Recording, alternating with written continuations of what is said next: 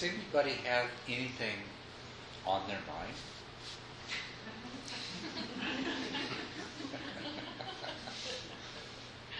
You mean besides healthcare and the melting? Yes, I mean non-trivial things.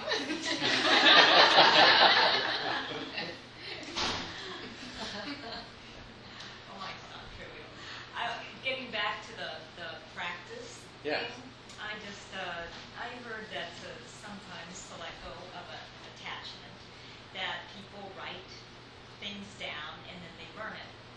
Yeah. But you were talking about not to analyze. So I don't know, could this be a positive or negative tool? Because if you were to say write something down and get your feelings, wouldn't that be like analyzing? Or It would be a positive tool. It's not mindfulness. I wasn't suggesting that analysis per se is not a good thing, because analysis is a valuable thing. But analysis and mindfulness practice don't go well together.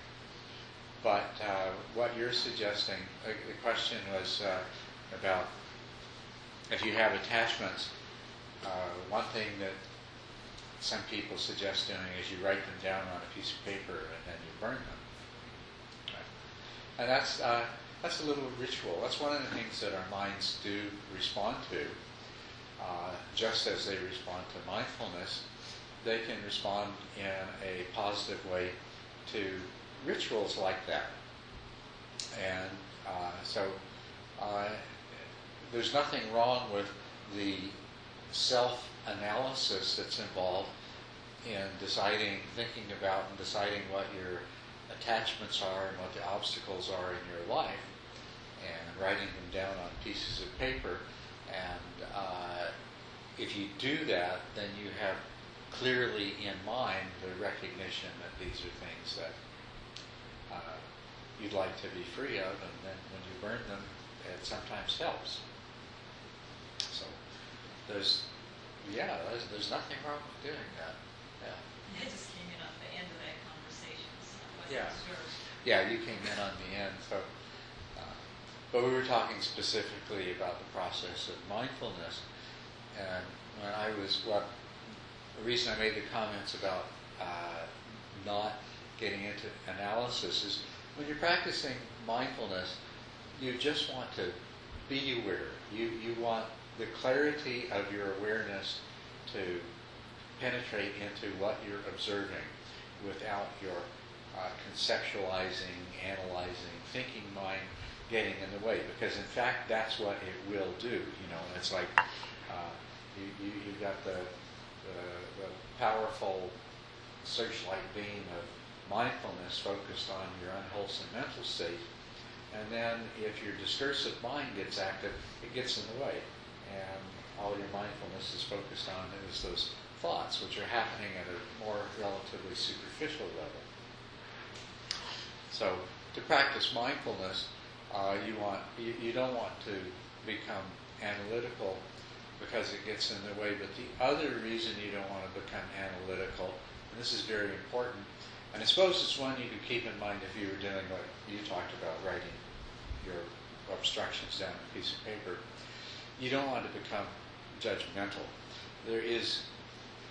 When you're trying to free yourself of unwholesome emotions, mental states, there is no room in that process at all for generating unwholesome mental states that are directed at yourself. So, guilt and self-recrimination and self-blame and anger and annoyance at yourself and all of these things, absolutely they're the antithesis of what you want.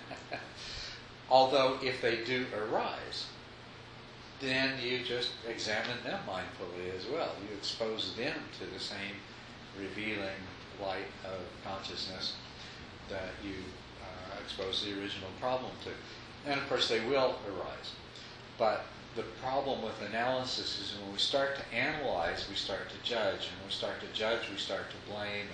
And if we've been looking at our unwholesome tendencies, then we start blaming ourselves and feeling guilty, and that doesn't help.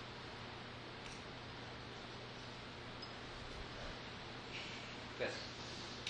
Would you speak to the accessibility of enlightenment or whatever you want to call it? Sometimes you read things or hear things and you're about 10,000 lifetimes. Yeah. Can you talk about that in The this lifetime? accessibility of awakening. Could I speak to that? Yes, I love speaking to that. We might not get past this point.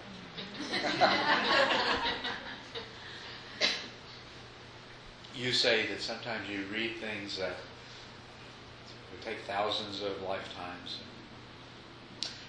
And, well,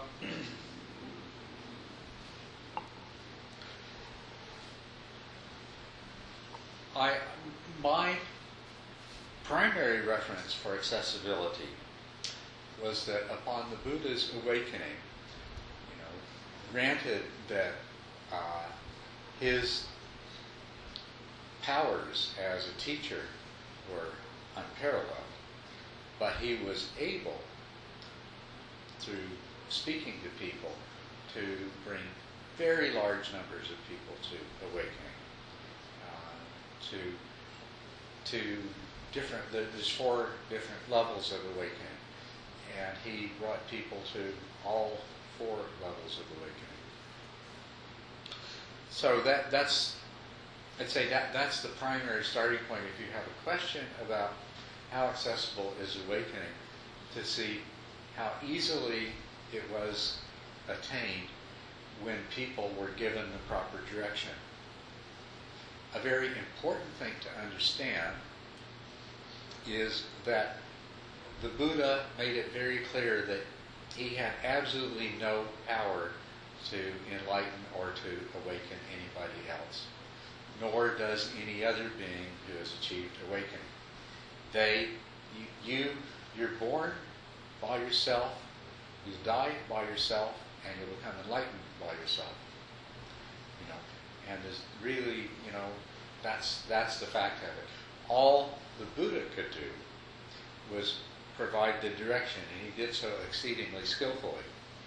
So, granted that he did so exceedingly skillfully, still, the fact that he was so successful was not due to some supernatural power he had to awaken people.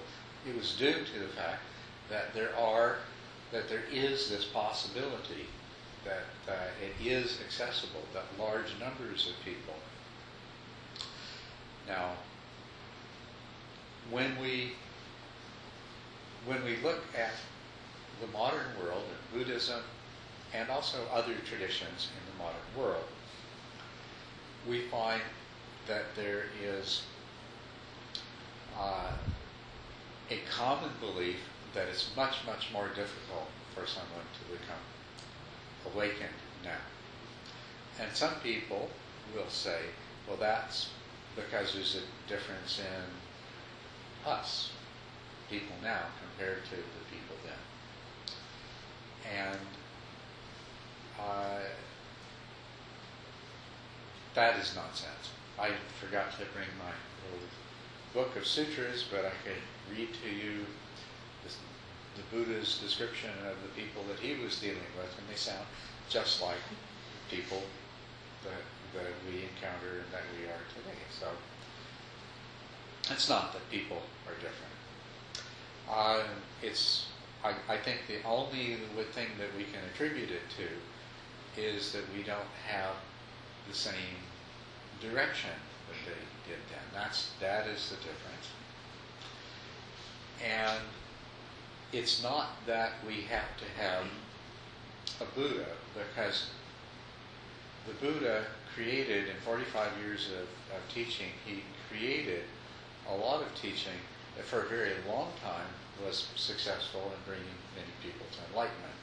But what seems to have happened is that it's gotten less and less effective as time goes by. And so I see that as a problem. The accumulation of misunderstanding in the Dharma as it's come down to us.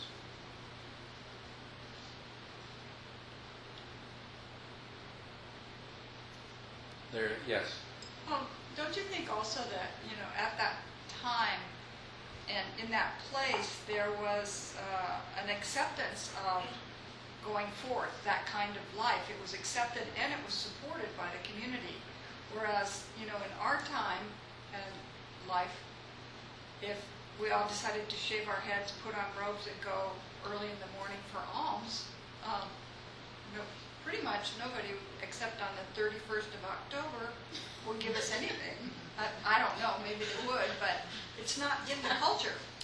Yeah, That's what I'm well, saying. I mean, there is a difference in culture with regard to it. I've often wondered what would happen, though, if we did shave our heads, put on robes, sleep under freeway underpasses, and go to soup kitchens. Because, I mean, they were homeless then, and we've got homeless now. It's just that our homeless now aren't following the same kind of discipline. Basically the only difference. I don't think that, if you look at it in another way,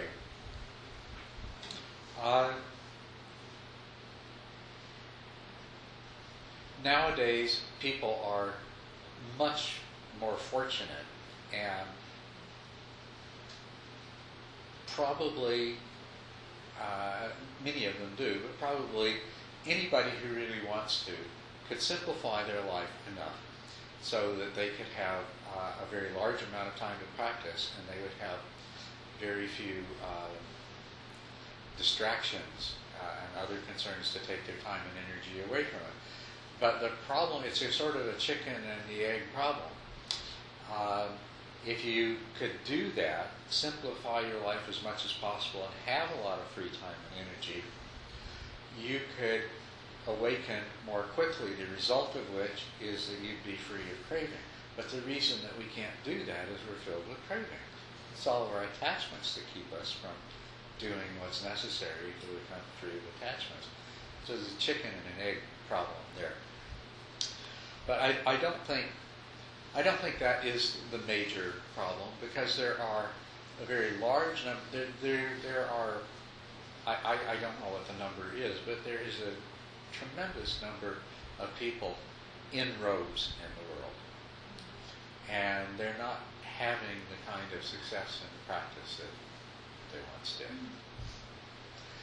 And there are tremendous numbers of people who are practicing Buddhism and practicing meditation, who are not having the kind of success that it seems like they should have, based on previous experience. I was persuaded to start teaching meditation when I began to discover that there's all these people who've been meditating for years and going to retreats for years who were just beginners. They really hadn't acquired any skills in meditation at all, let alone insight and wisdom. And so that's what persuaded me to set aside my own solitude, because I was withdrawn from the world, and I didn't think anybody else needed me for anything. And then people showed up, and they wanted to join me in meditation, and they wanted me to teach them meditation. And I found that these people had been practicing one form or another Buddhism for a long period of time, and who'd even been meditating and gone on a lot of retreats, and were, just hadn't gotten anywhere at all. So I decided, well, I better see if I can do something about it. So really, this conversation is sort of an extension of that. As I come to realize more and more fully how the Dharma is not working in the modern world. And I don't think it's a problem with people.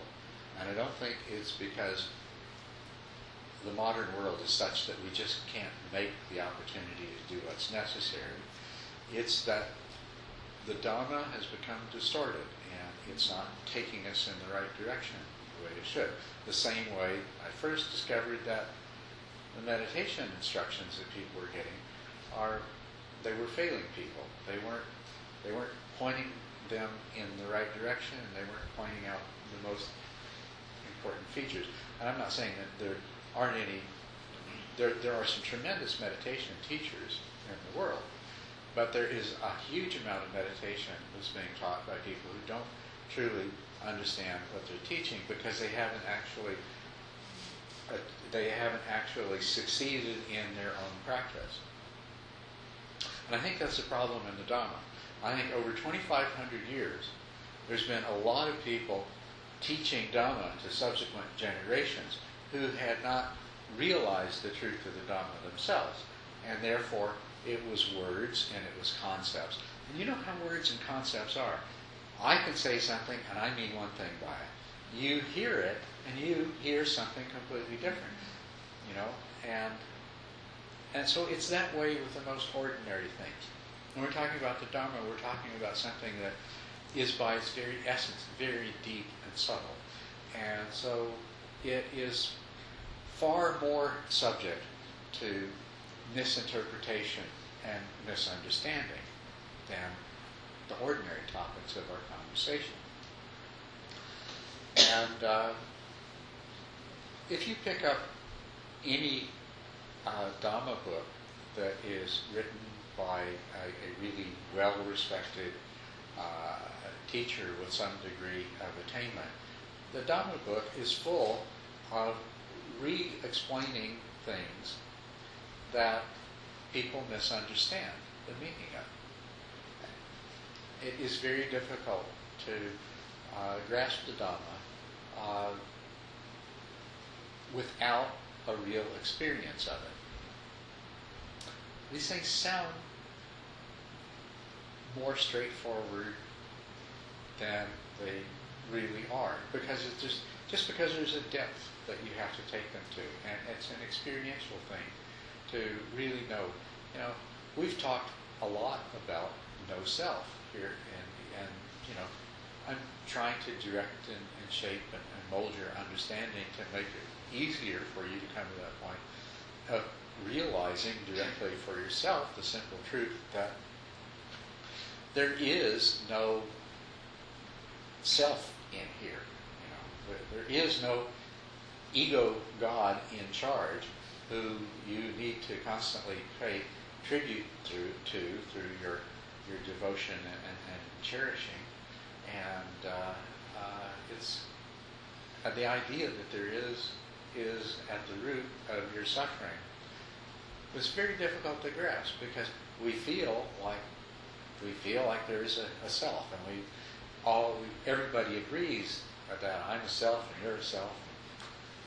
We're all a self. So we keep reinforcing this in each other. It's very difficult to grasp this truth. So we try to explain it. And then what we see is that somebody thinks, well, I know how to explain it. People really grasp it. And they explain it in that way.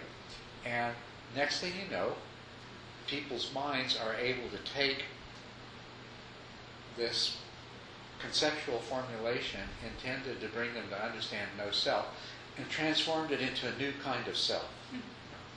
Oh, I'm not that kind of self, I'm this self. You know, that's not me, this is the real me.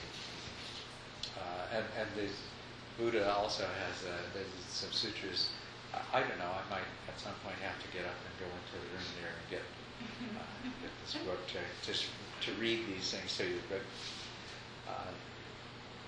basically, he says, you know, there's people who think that I am form, or I am my feelings, or I am my perceptions, or I am my mental formations, or I am consciousness, or I am this combination of these, or I am all of these, you know, or I am none of these. I'm something else. I'm something outside of these.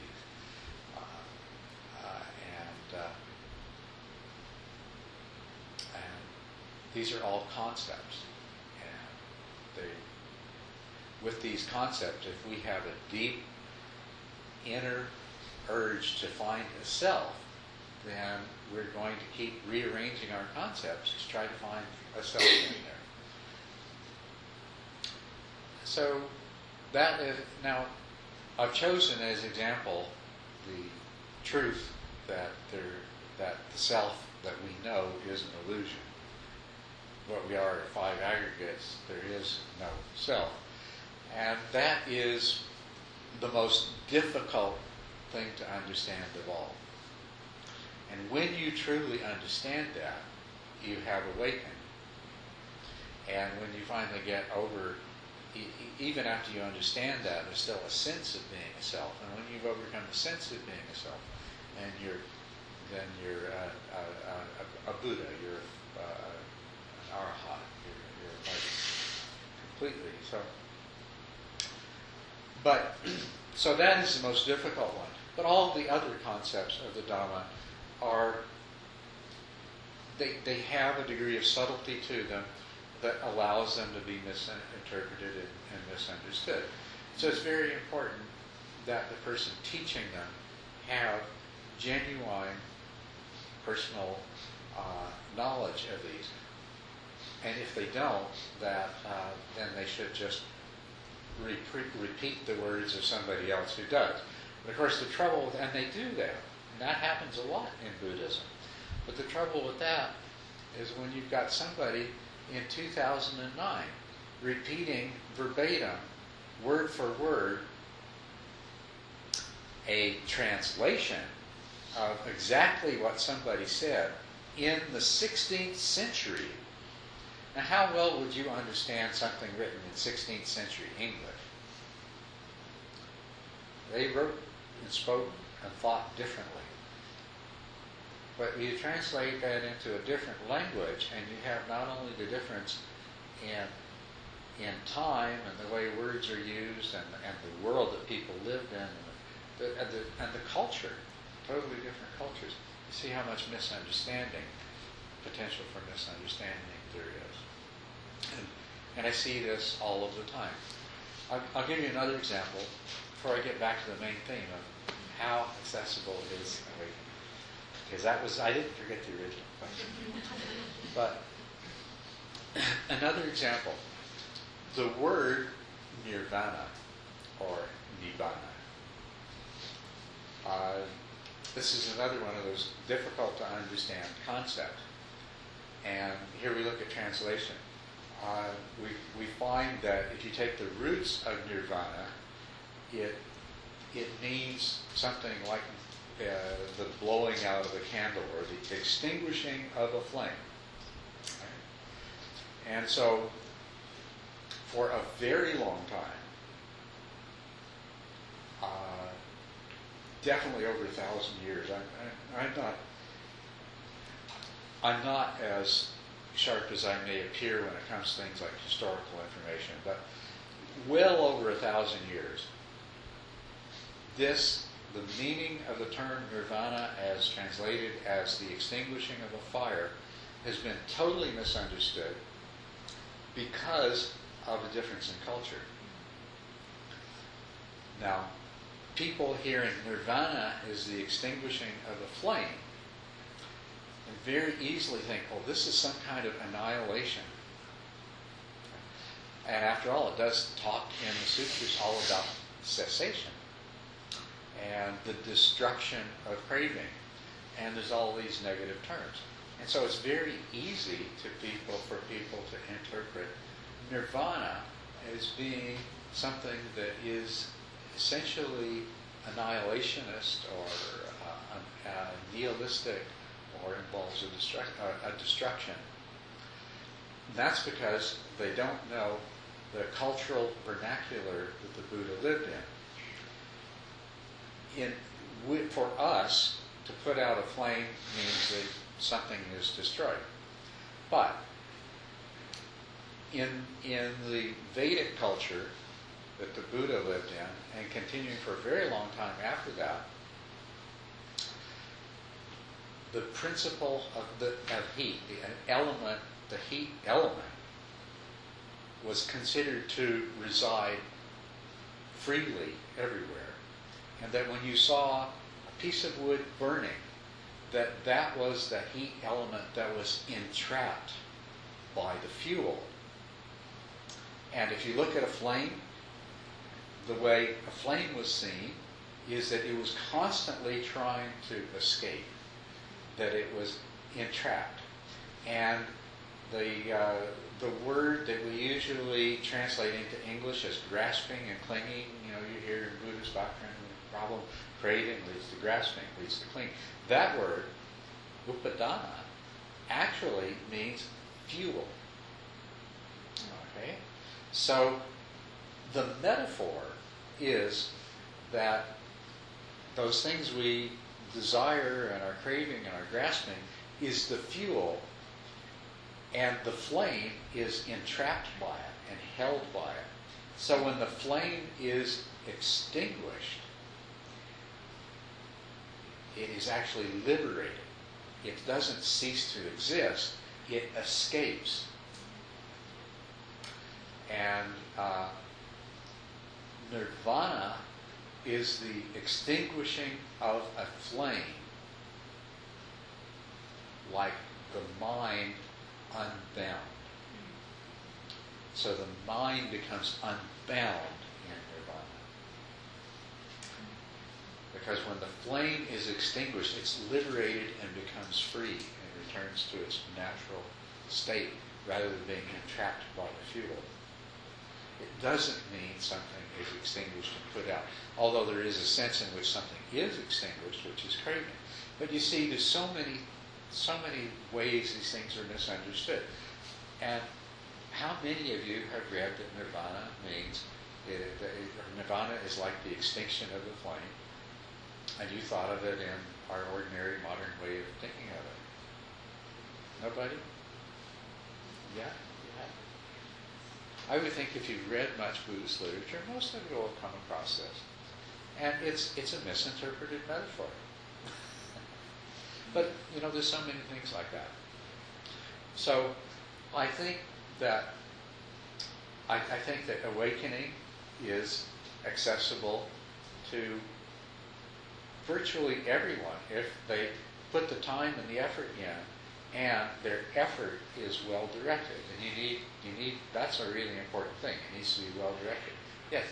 I was just wondering, this idea of extinguishing the flame, is the original intent more like when the flame just goes out because the fuel has been consumed, as opposed to somebody dousing it? Yeah, but the metaphor didn't need to make that kind of distinction, because the idea that was so firmly developed was that when any fire went out, whether the fuel was exhausted, which would be like I suppose like the 5 aggregates when they fall apart, but it didn't matter whether a fire went out because its fuel was exhausted or because somebody poured water on it. In the process, the heat element was liberated, was freed. That was the important point of the metaphor, the central point of it. Did you have a question? Just stretching. Okay. So, anyway, given that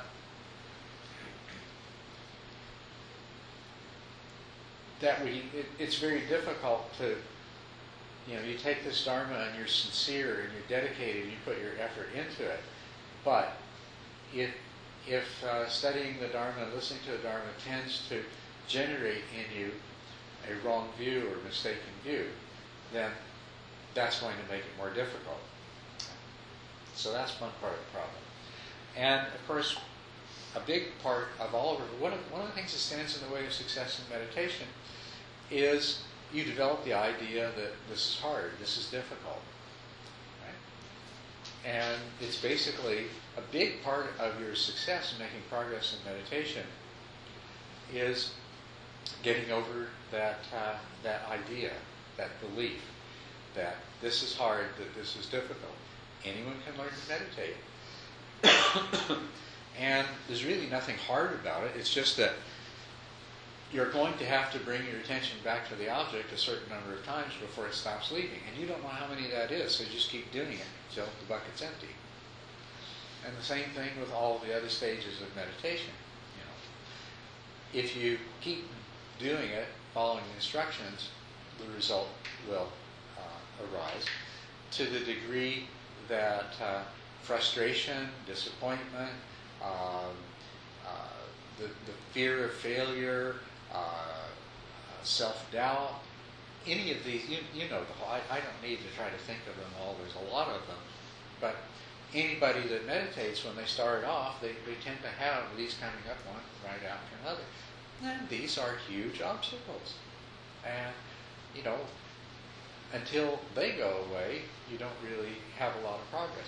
Fortunately, when you do have some success, that helps to remove some of these. You know.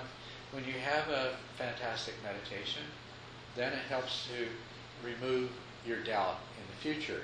And so when you begin to, when you're in another place where you're kind of stuck, you remember, well, I went through this before, you know, I was earlier on, before I was anywhere near as skilled as I am now. I got stuck then too, but then look what I can do now. That's one of the things I love to see, get somebody on a retreat, and when they come in, they say, I did it. I sat there for a whole hour and I never lost the meditation object once. I didn't think that was possible. I didn't think I could do that. And I was so happy, you know, and so uplifted by it. Of course, they can't do it again the next time they sit. But it's those successes along the way that help us to continue and that help us to get over these things. And the same thing's true in the practice of the Dharma. You need to know where you're going, you need to know how to get there, and you need to know how to recognize when you're getting there, you know, in order to keep you going and to keep you on track. Now, the things that you mentioned, you find these over and over. You very often will find teachers that are teaching that enlightenment awakening is very difficult. It takes, you know, and they're not even saying it might take 10 or 20 years. You know, they're saying 10 or 20,000 lifetimes or 100,000 lifetimes, right? Boy, that's meant to encourage you, right? Of course, then they say, yeah, but you better work on it now because you never know. The next 100,000 lifetimes might be as something else, you know, not a human being, so you don't get to practice. You know? And the common belief in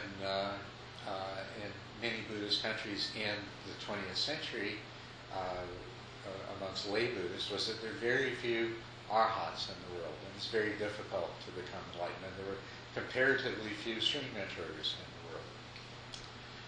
So these are very counterproductive attitudes. The truth is that there are arhats in the world, and also that there are many stream enterers in the world, but there are not nearly as many as there should be. And just to become awakened doesn't necessarily mean that you know how you became awakened. And even if you have a pretty good idea of what you did, the path you followed, doesn't mean that you're necessarily going to be able to teach it to somebody else. So this is why the Dharma and the essence of the Dharma is so important, because it's the structure by which the practice has to develop. To become awakened, certain things need to happen first. At least if they happen, they make it much more likely that you'll become awakened. You have to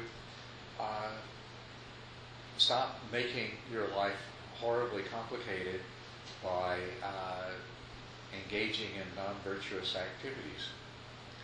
To the degree that you cause harm to others, then you live in an inharmonious environment where that harm comes back to you in one way or another and makes your life definitely less conducive to doing what's necessary to become awakened. Taking what's not given is going to make your life more difficult, not easier.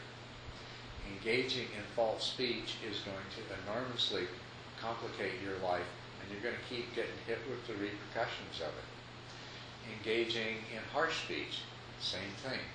Engaging in divisive speech, going to create alienation, problems, conflicts, things that take your time and energy. Engaging in gossip and idle speech creates far more problems than people realize. With regard to gossip, there's a really good thing in a movie with Meryl Streep playing a nun. What was the name of it? Doubt. Yeah, Doubt. And anyway, there's a little snippet of a sermon in there where he talks about a woman comes to the confessional and confesses that she's engaged in gossip. And so the priest, as her penance, says, go up on the roof of your house with a feathered pillow, cut the pillow open, and let the feathers go. So she does that and comes back and says, I did as you said, Father. And she says, good, now go and gather all the feathers up. That's the effect of gossip. It creates endless problems. Sexual misconduct and all of the other ways that we can exploit other people, abuse other people, abuse our relationships with other people. These complicate our lives. They may seem to benefit us in limited ways on a temporary basis, but they create much greater problems. So virtue is absolutely necessary. We were talking earlier about simplifying your life. Well, the biggest ways you can simplify your life is not changing your job or anything else like that, but it is to become a virtuous person, to practice virtue. Your life will become much more simple, and the world will support you. Because if you are known to be a virtuous person, the world is going to try to help smooth things for you, not create problems. The other things that you need to do is you need to have an understanding of what the problem is and what the solution is, which I've gone over before and which I'll go over again many times, so that you can work on it. Part of working on that is practicing mindfulness, so that, as we talked about earlier, that these unwholesome mental states, you can recognize them, you can observe them, you can overcome them, you can leave them behind. But you have to develop mindfulness. Well, how do you develop mindfulness? Well, you have to learn to meditate.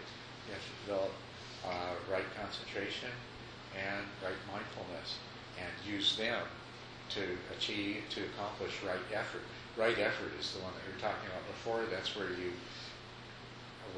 eliminate those unwholesome mental states and you replace them with wholesome mental states, and you keep the unwholesome from arising, and once the wholesome mental states are present, you keep them from passing away. So that's the right effort, right mindfulness, and right concentration are different aspects of our meditation practice. And understanding, if you do those things, though, it will help to put your mind in the way that you can come to this place where awakening becomes a serious possibility, a genuine possibility. We are born with craving as one of our innate predispositions. All human beings come into this world predisposed to experience craving as a result of pleasure and pain. And when we recognize that we do not need that craving, we talked about that earlier, your question about, how do you do the things that need to be done? You have to realize that you have to gradually then become convinced that you don't need this craving, you're better off without it. And then you have to understand that it can be eliminated. It seems like such a natural part of us that it's impossible to do anything about. So you have to start doing the work and have the experience of overcoming craving so that you recognize that it is possible. In this way, you start working closer to that place where you can get to the true root, which is your ignorance, your belief in a self and your belief in the world the way that it appears to be. None of this is that hard to do. Did you know that although it seems difficult for you to believe that you don't need to have a self, you have experiences all of the time that are demonstrating that there is no self in charge and there is no self experiencing. As the Buddha said, in the seeing there is only the seeing, and in the hearing there is only the hearing, and in the thinking there is only the thinking. There is a thought without a thinker, and that our intentions and impulses arise out of the conditioning of the mind, not, as we lead ourselves to believe, out of some I that decides to do that, to do this, or decides to do that. But we can have that experience over and over again where it's happening to us all the time, but we're not seeing it. Mindfulness allows us to see it, and then when you start to see that the self is not essential, the self is not necessary, then it starts to become easier to recognize the self for what it is. The self is, number one, a concept, an idea, a mental construct. And it exists because it's useful in certain ways. It keeps your body fed. It allows you to keep your laundry separate from somebody else's and things like that. It is useful, but it is nothing but a useful construct. It's not a self-existent reality. You know, a long time ago, most human beings were amazed by the fact that the sun rose and set every day, that the seasons changed on a regular cycle, that the rains came and went, that they saw that sometimes destructive winds came and floods came, and then other times that the sun and the gentle rains that nourished the crops. And as you know, they explained this to themselves and to each other by saying that there were gods. The only way that they could understand this is that there was some kind of God that made sure that the sun rose and set and that the seasons changed and all of these things happened. You know that. Everybody knows that from the history of human culture, that this was a stage that we went through where people couldn't conceive that these things could happen by themselves. But to us now today, you know so much more than those people. And it's the knowledge, the conceptual, intellectual knowledge. Here we're not talking about any sort of mystical knowledge that has overcome your need to have a God to explain those things. You take it for granted because of what you know. That, well, of course the sun rises and sets every day because the earth revolves around the sun and it turns on its axis, and this has been going on for literally billions of years, and it's not going to stop anytime soon. So no problem, right? We understand weather, and so yeah, the earth is tilted on its axis, so different parts of it are closer to the sun different times of the year. We have winter and summer, and water evaporates from the ocean and forms cloud falls, and there's patterns of wind that move it. So, you know, we don't see any need for God in there at all. You can get to the same place in your own mind with recognizing that these five aggregates do everything that they do, just the way they've all seemed to do them.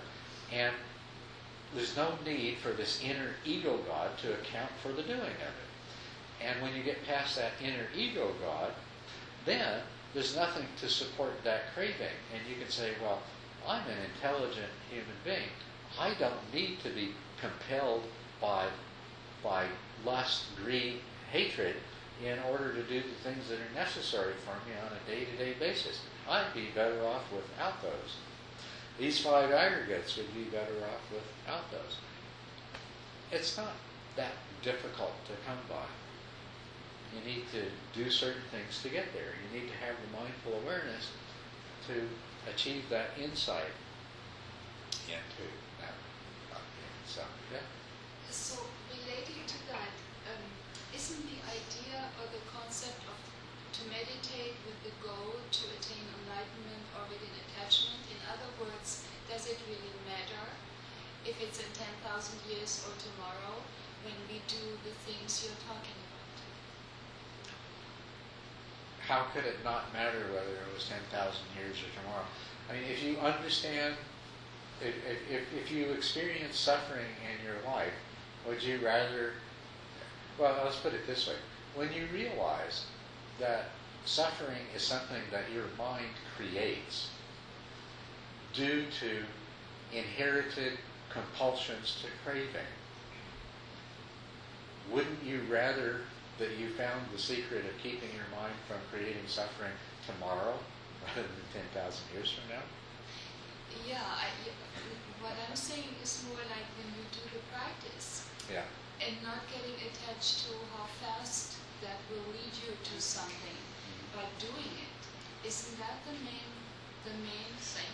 To the extent that attachment to becoming enlightenment is the problem, then when you get to a certain stage in your practice, it will be important to let go of that attachment. Yes, so that's true. But at the outset, it is nothing other than our desire for enlightenment that will bring us to study the Dharma and actually sit down and meditate. Why sit down and meditate when, all these other fun things are here? So it's the desire, and we start from where we are. Where you are is a person who conceives of himself as a self, who continues through time. And so, therefore, you are concerned for tomorrow. And there is a difference between tomorrow and next year, or tomorrow and 10,000 years. That's where you start. Make use of that. There's a desire to be free from suffering. And yes, that's a desire. And yes, at the deepest and most fundamental level, it's of the same stuff that other desires are. But the desire to become awakened is not the desire that's causing your suffering. When it gets to the point that the desire to become awakened is the only thing that stands in your way, that's the time to get rid of it. Until then that's a good thing.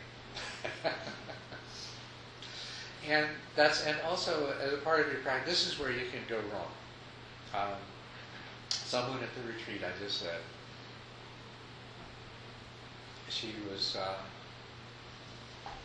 I'm guessing, probably in her 50s, a successful businesswoman with a family, came from a difficult background, had accomplished a lot in her life, but was very unhappy. She had been going to the temple and listening to the teachings for most of her life. And her understanding is that, her understanding of the Buddhist teaching was that all these unwholesome states of mind that arise out of craving were her fault, and it was her responsibility to do something about it. That's the way she got the teaching. And when, in the course of the retreat, through, hours and hours of sitting, and of course there's things that she heard in the Dharma talks, and then things that she saw in her mind, she began to realize that was totally never going to work. That she couldn't force herself to be something other than what she was, and that blaming herself was just increasing her suffering. It wasn't helping. And she had this tremendous breakthrough of understanding, cried, did the whole thing, which is good. Those are important. I love it when people get to a kind of insight in their in a retreat or in a practice that, that kind of emotional release is necessary because, it's an external sign that they've really reached a deep level of understanding that they've been blocked from before. And it was wonderful to see that that's a realization that there's a process, and the process, you begin where you are. I am what I am, and I am this way because of what has already happened in the past. And what's important is where I go and what I become from this moment on. And most especially to realize that you can change. The problem with our belief in ourselves is that part of it, you see, your mind is so logical. There's a kind of causality that's called mental causality. And that is that your mind operates logically. You may not know the logical premises that it's operating on, but it is always totally logical. And so your mind, whatever it's doing, it will be what whatever your mind is generating is what your mind feels like it has to generate. That's its job to produce this thought, this idea, this action, this emotion, this whatever it is. Kind of lost my thread there. I was talking about starting where you are and realizing you are what you are. Don't know quite where I was going to go with that, but I'll take off from that point in a different direction. What you have to do is change the logical premises that the mind operates. Oh yes, I know where it was. The self. As long as your mind attaches to the concept of self, and remember, self is just a concept. It's just a mental formation. It's an abstract idea. We can talk about objects as being entities, and this, our mind takes the self as an entity. But inherent in the logic of self is that you have been the same self for as long as you can remember, and that you will continue to be the same self. So there is this continuity of the self. And then there is this unitary quality of the self. I am one. I'm not many. Right? In English, I like big letter I. One. That's me. This is an inescapable part of the logic of self, as is separateness. There's no self unless there's something other than self. And so whenever your mind is attached to the concept of self, it inevitably includes this idea of separateness or independence, the idea of unitariness, and this idea of continuity. The implications of that are a kind of unchangeability.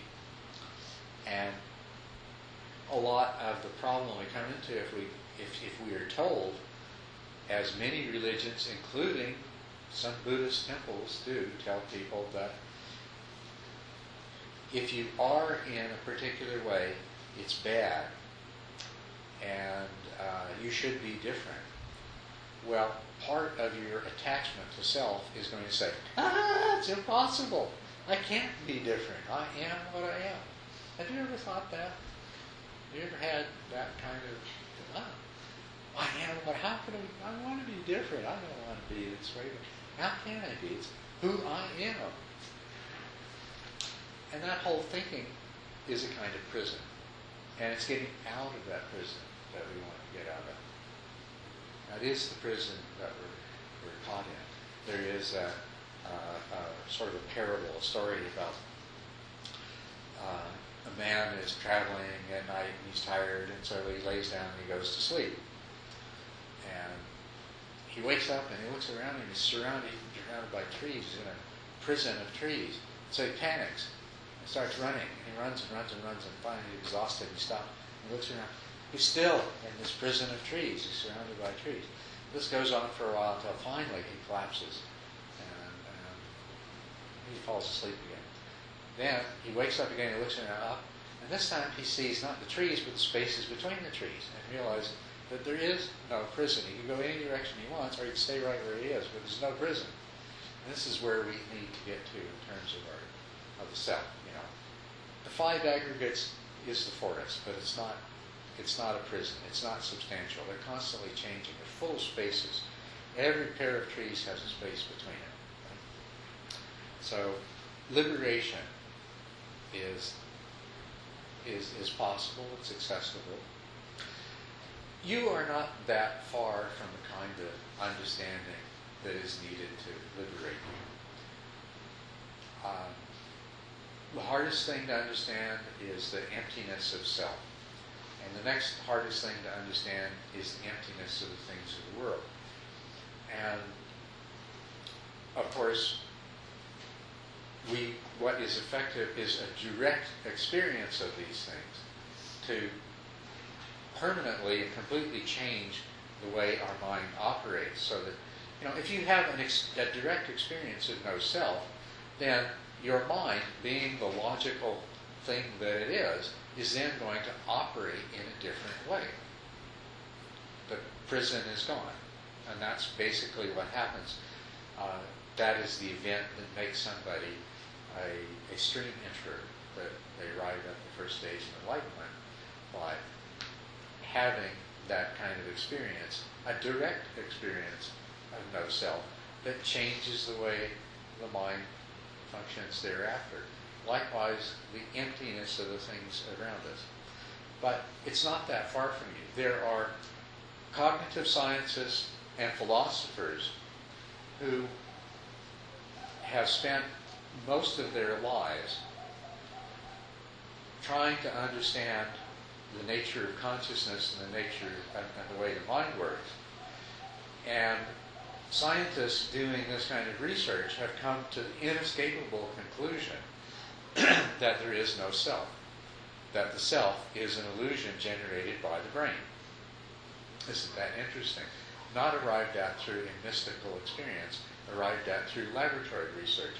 And philosophers, of course, using some of this much same information, have carried the same understanding to even a subtler and deeper level. So the truth of no self can be arrived at actually through intellectual processes. And I believe that some of these philosophers and scientists who, through spending virtually a lifetime of confronting this, are realizing it at a very deep level. But it's something, the evidence for it is available to us all. And once that begins to soak in, then you start to come very close to the place that you need to be.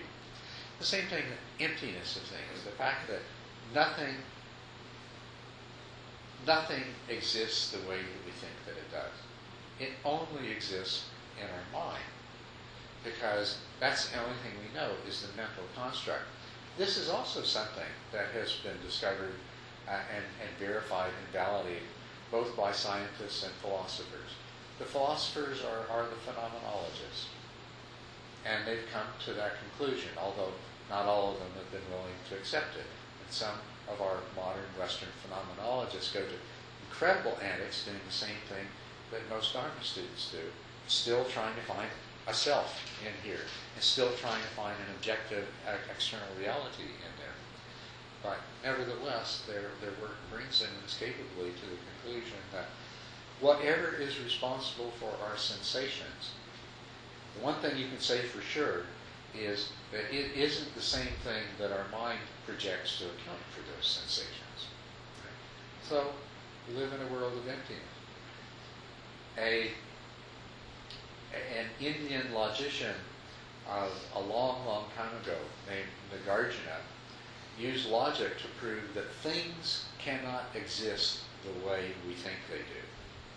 It's logically impossible for the kind of things that our mind generates, the thingness. Basically, he said, thingness is not logically possible. And the other thing we think is that A causes B. And he showed logically that can't be. And so, basically, this he happened to be a Buddhist logician. But basically, what he showed is that a world of things cannot actually exist, and a world of linear causality cannot exist. Whatever is, whatever ultimate reality is, it's empty of thingness. And that's called the middle way philosophy. And the realization that everything is created in our mind is called the Chittamatra or Yogacara philosophy. I like Yogacara better because the Chittamatrans were actually a confused subgroup of it who believed that the mind was the only thing that existed and the mind was real. But the Yogacharans basically went a different direction than Nagarjuna with his logic, and in their meditation realized that, well, what happens is, there's a sound, and my mind creates the idea of bird to go with that sound out of things that I've seen and felt and everything else, and that actually my entire world has been constructed over time out in this way, with the addition of things that I've read and heard from other people. So this is what the Yogacara contribution was, is that this emptiness is just entirely a projection of the mind in its attempt to explain things. But it's not that inaccessible. I mean, if these philosophers, can come to these same conclusions, well then with the guidance of the Dharma and meditation practice, we can attain these same realizations. Yes?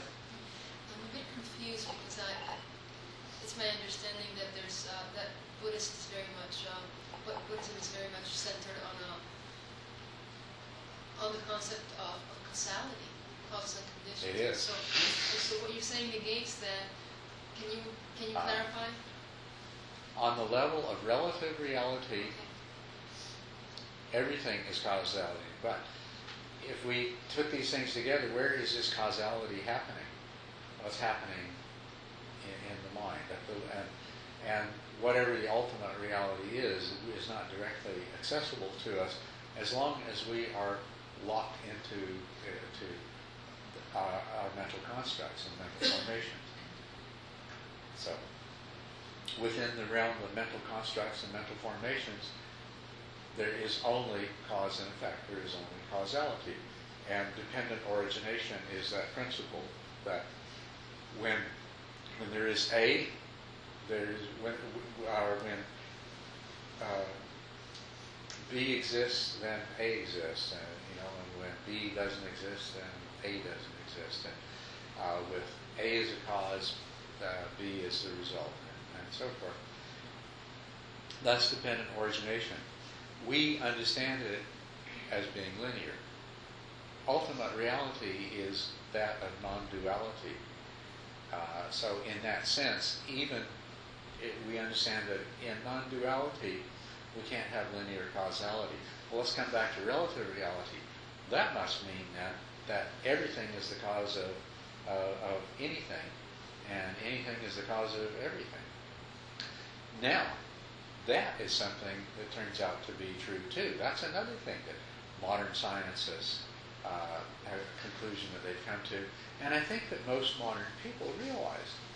We've all heard and understand that, the principle that if a butterfly flaps its wings in Hong Kong, it's going to affect the weather in London. We don't know how, but everything is totally interconnected. And you change one little thing, one tiny subatomic particle changes, it affects the entire universe. So everything, so even in relative reality, the principle of linear causality actually surrenders to ultimate causality, or the oneness of everything. But nevertheless, our experience of relative reality is more linear than that, and it is of things and states. And so the principle of dependent origination is a powerful guide for us, for understanding how the mind works, how karma is generated, and how we come to be what we are. And once we understand that, we can understand how to reverse the process and how to escape from this illusion. So now, the part of this process I talked about virtue, right speech, right action, and right livelihood is a part of that, right effort, right concentration, right mindfulness. What we've been talking about right now is right view and right understanding. It is the wisdom part, the wisdom at the level of relative reality and what we can understand intellectually, and then also of what we can take into direct experience. When we're practicing mindful awareness, both on the cushion and in the world, we can begin to directly perceive the truth of these things. The emptiness of things begins to come clear through repeated experiences. And the absence of any kind of real substantial self in the operating of our aggregates begins to reveal itself more and more. And this understanding, as it penetrates deeper and deeper, it loosens our attachment to this way of seeing things, which is what's necessary to make it possible for us to let go to see what really is. So I hope, in terms of the original question, I hope what I've talked about so far shows you that it's not that hard to do. You can see these things. Now, the other thing is the truth of dissatisfactoriness, sometimes called the truth of suffering. This is another thing that I didn't go into, but the same way. You can understand it intellectually, then you can start understanding it experientially.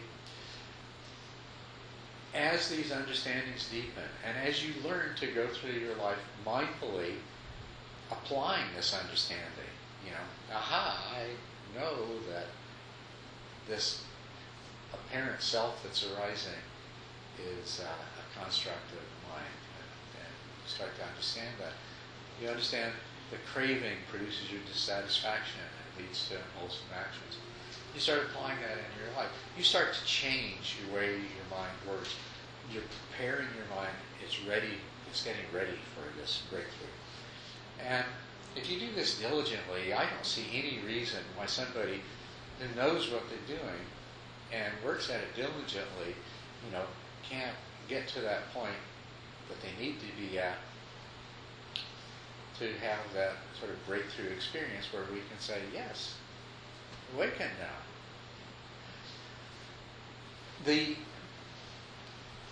We need to have equanimity. Equanimity is something we cultivate by practicing it, by trying not to be attached, by trying not to manifest aversion, by being aware of it. This increases our equanimity. When we meditate, we come to profound stillness, which when we get up from it, we experience much more equanimity.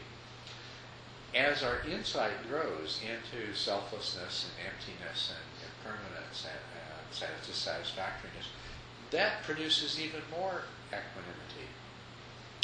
The deepest states of meditation, the samatha, that the practice that I've been teaching you is intended to bring you towards, is also known as meditative equipoise. And its characteristic is equanimity and tranquility. But what is equanimity? I mean, quite simply, it's the absence of craving. And it's not that you have destroyed craving through your meditation practice, but through the practice of concentration and mindfulness, you bring your mind to a state where it has strong equanimity, strong enough that it can counteract the innate craving that is still a part of you. When you have enough equanimity and you have enough understanding of selflessness and emptiness and impermanence and dissatisfactoriness, what's going to happen is it's sort of like this information permeates into your mind to the extent that at some point, whatever comes up next, the next thing that comes up, that normally you would grasp to, your mind says, why bother with this anymore? And it just quits. When your mind stops, the world stops. What that means is your mind stops fabricating. And the fabrication of self and the fabrication of a world, the way you've lived in it, for a moment is interrupted. The mind just says, to heck with it for a moment. It doesn't last long. It may be like this, maybe 30 seconds, maybe 5 minutes, may even be 15 minutes. But it doesn't matter. What happens when the mind stops fabricating your reality, your mind has, I'm going to say you have, because there's no you in this, but your mind has access to the reality that it is, that everything is, the ultimate reality, the ultimate truth. And this is a very important new piece of data that your mind will now use as it resumes its activities based in grasping and as craving rearises. But now there is a new piece of information there that this is all empty. And that changes everything. That changes your experience of everything. It's not that hard to get to. You've all experienced, I'm sure everybody in this room, I don't know everybody's practiced that well, but I know most of you have had some experience of equanimity, have had some fleeting experiences of the insights that we're talking about into emptiness and selflessness and impermanence and the nature of suffering. All you need to do is keep doing the same thing and keep deepening that understanding, and it will eventually brings us to the place where the mind operates in a completely different way. Now, I've gone on a bit. I'm going to have to let you go home. But I'm going to just tell you something that I basically described this in terms of what you might call the standard Buddhist view, because Buddhist practice is designed to bring you to that point where the mind stops, you have that immediate experience, and it changes the way the mind works thereafter. That moment of awakening. And it is tremendously valuable to achieve that as a result of systematic practice. And that's what Buddhism is about, systematic practice that brings you to that point. And that's really valuable because once you've made it happen, you can make it happen again and again and again. And you can continue to ascend through the 4 stages of enlightenment. But 2 things. Sometimes it can happen by accident and you'll have that moment of awakening, but it's not a result of systematic practice, which means you won't be able to do it again and again and again. If that happens, then you need to continue the practice so you can repeat it. Another thing that happens is that you may never have a moment, you may never experience a moment that, oh wow, that's when I awaken. Now, I'm not sure. I mean, I found in doing some my personal researches in the world that not everybody has a moment of awakening, but they seem in all respects to be awakened. So I'm not sure if they had a moment of awakening and they just didn't remember it, but it still had the effect on their mind, it still made the impact. Or maybe the change can happen just through the same process that brings us to this point. Maybe the change can happen as a result of that without there needing to be that sudden cessation of the activity of life. So, I'm not sure exactly what happens there, but I just wanted to throw that in because if you only become acquainted with the standard Buddhist view, then the only way anybody ever becomes enlightened is that they pass through all the stages and then they have a moment of awakening, and then they repeat the process and they repeat the fruition experience of the awakening. But there is more to it than that, so I wanted you to know that it can happen in other ways. But I don't know, does that convey the possibility that it is accessible? It is. It is. It's accessible through systematic practice. It's also accessible in other ways. People in situations of very extreme suffering, some of them become awakened. Out of all the millions of people that lived and died in the Nazi concentration camps, some of them became awakened as a result of it. So, I don't recommend that path, but it does happen in other ways. It can also happen in extreme devotion and in profound service. Profound service is a very good way to cultivate an attitude of selflessness. What it would seem is that by cultivating the qualities of an awakened person, you increase the probability of awakening.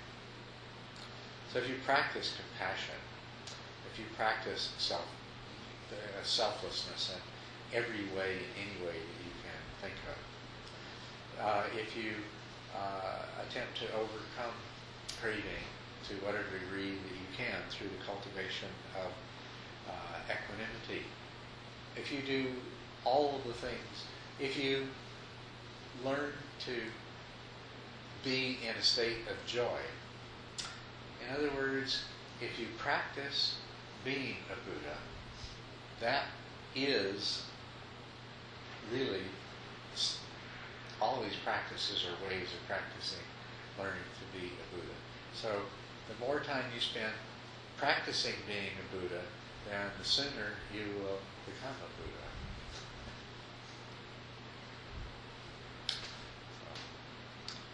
Okay, well, we only had time for your questions.